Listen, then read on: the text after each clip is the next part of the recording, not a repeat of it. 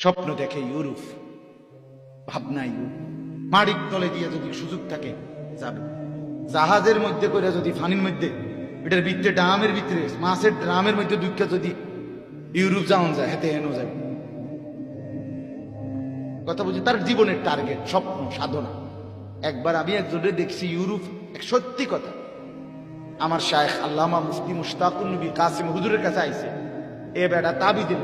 কি তাবি? ইউরোপ যাও না। আগে তাবিজ আছে হুজুরের সামনে, আমিও আছিলাম, এখান থেকে এই পর্যন্ত, এখান থেকে এই 22টা তাবিজ, 22 জন বড় বড় পীর বুজুর্গ থেকে তাবিজ দিছে ইউরোপ যাও না।